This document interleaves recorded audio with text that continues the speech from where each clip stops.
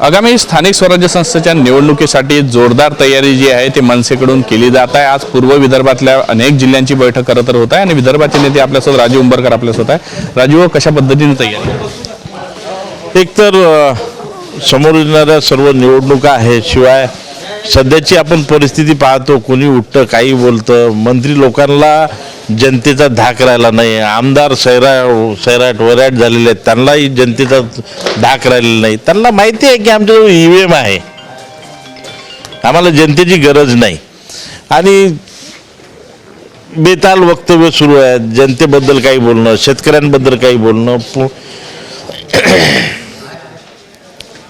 पत्ते खेळणं, काय चाललं काय या महाराष्ट्रामध्ये कुणाला कळायला मार्ग नाही आहे।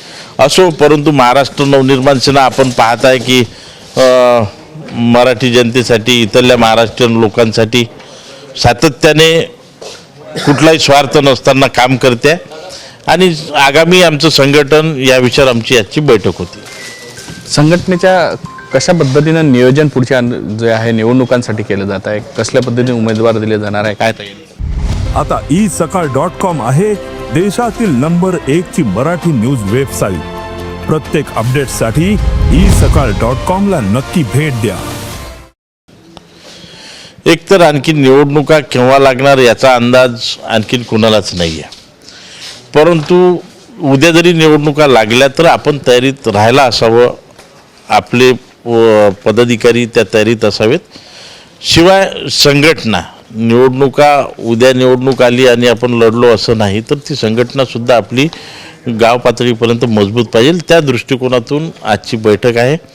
आणि यापुढे पदाधिकाऱ्यांनी, सर्व पदाधिकाऱ्यांनी काय काय करायचं त्याचा कार्यक्रम, एक नियोजन आखलेलं आहे। त्याप्रकारे सध्या आमच्या सर्व जिल्ह्याच्या बैठका इथं चालू आहे। 6 जिल्ह्याचे आपण पाहिले असतील, सर्व मुख्य पदाधिकारीच बोलवले आहेत आणि त्यांना ते सन्माननीय राजसाहेबांनी ज्या प्रकारे आखून दिलेलं त्या प्रकारे त्यांना मार्गदर्शन सुरू आहे। ज्या पद्धतीने वादग्रस्त मंत्र्यांचे वक्तव्य आहे, कृषी मंत्री कोकाटे ज्या पद्धतीने पत्ते खेळण्याचा जो विषय असो जो समोर आलेला आहे, आता बऱ्याच मंत्र्यांचे खांदेपालट आहे होण्याची शक्यता आहे, ज्या पद्धतीने हालचाली चालू आहे घडामोडी।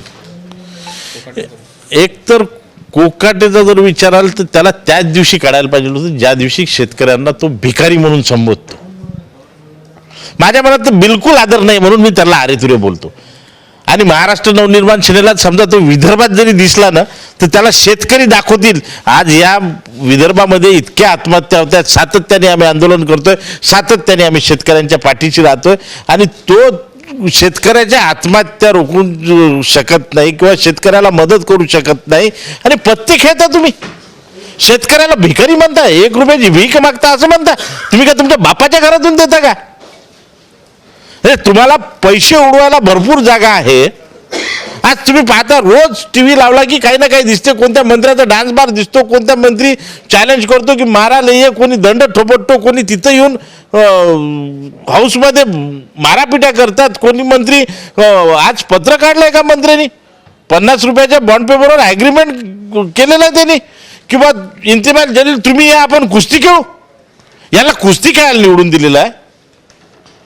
म्हणजे असे आमदार, असे मंत्री जे जनता पाहते, महाराष्ट्र अख्खा महाराष्ट्र पाहतोय, याला लाज वाटायला पाहिजे। सरकारने तर खरं म्हणलं तर त्याच दिवशी यांची हकालपट्टी करायला पाहिजे त्या पदावरून, पण असं करताना दिसत नाही। म्हणजे नेमकं चाललं काय हे सर्व महाराष्ट्राच्या मनात सुद्धा आहे आणि लोक कंटाळलेले आहेत। यांना खरी गोष्ट अशी आहे की लोक कंटाळलेले आहेत। तुम्हाला आठवतं ना, राजसाहेब म्हणतात की बघ कुणाच्या चेहऱ्यावर हास्य दिसत नाही, इतके निवडून आले तर। म्हणजे यांना माहिती आहे की लोकांना किती कंटाळले तरी आपल्याला काही फरक पडणार नाही, आपल्यासोबत EVM आहे आणि यांच्याजवळ EVM आहे म्हणून हा माज त्यांचा। आज तुम्ही जर पाहत असाल, युवा बेरोजगार आहे, महिलांवर अत्याचार आपण रोज टीव्हीवर पाहतोय, रोजचे राडे पाहतोय, रोजचे मुर्दे पडलेले आपण पाहतोय, रोजचे खून आपण पाहतोय। बऱ्याच मंत्र्यांची जी आहे ती वादग्रस्त ठरल्यामुळेच लवकरच या सगळ्या मंत्र्यांना डच्चू दिले जाणार आहे, नवीन चेहरे समोर येतील, काय अपेक्षा? मला वाटत नाही यांच्यात धमक आहे म्हणून। अलीबाबा 40 चोरवाला कार्यक्रम आहे, मंत्र्याच्या ड्रायव्हरच्या नावावर जर करोडो रुपयाची संपत्ती दानपत्रात लिहिली असती तर आणखीन काय बोलायचं यांना? यांनीच जाहिरात केली होती ना, कुठं नेऊन ठेवला महाराष्ट्र माझा, असा सगळा विषय आहे. पाहू आता काय होते तो. ज्या पद्धतीने दुबेंनी राज ठाकरेंवर वक्तव्य केलं होतं, त्यानंतर महिला खासदारींनी त्यांना पकडून जय महाराष्ट्राच्या घोषणा. दुबेची मस्ती तर आमच्या 3 वाघिणींनी उतरवली. कुठल्याही पक्षाचा असो तो पक्षाचा विषय नाही. तिन्ही वाघिणींनी दुबेची अवकात दाखवली, बाकी तो विषय वेगळाच राहिला. त्याच्यामुळे त्याला जास्त भाव देण्यात काही अर्थ नाही आहे. आगामी काळात राज ठाकरे आणि उद्धव ठाकरे एकत्र यांच्या चर्चा बऱ्याच रंगत आहेत, बोललं जात आहे आम्ही सोबत होण्यासाठी आलो. केव्हापर्यंत एकत्र राहिलं पाहिजे, कार्यकर्ते वाटतात? तो निर्णय साहेबांचा साहेब घेतील. आम्हाला संघटन मजबूत करायचं आहे. युती हो न हो, आम्ही आजपर्यंत एकटे लढत आलेलो आहेत आणि भविष्यातही वेळ आली तर आम्ही एकटे लढू, त्या तयारीने आम्ही आहोत. स्थानिक स्वराज्य संस्थेत कुठंतरी शिवसेना आणि मनसे एकत्र राहील असं वाटतं? मी तुम्हाला तेच उत्तर दिलं. साहेब ठरवतील. आणि आम्ही आजपर्यंत जेव्हापासून पक्ष स्थापना झाली ते आजपर्यंत, आज 19 वर्ष पूर्ण झाली, जेवढ्या निवडणुका लढलो आम्ही स्वबळावर लढलो, कुठलाही स्वार्थ पाहिला नाही. आणि भविष्यातही स्वबळावर लढायचं असेल तर ती तयारी आमची आज तुम्ही पाहताय, आम्ही करतोय. नक्कीच स्वबळावर जी आहे तयारी आजही सुरू आहे आणि पुढच्या काळातही राहील. कुठल्याही परिस्थितीसाठी जे आहे मनसे तयार आहे.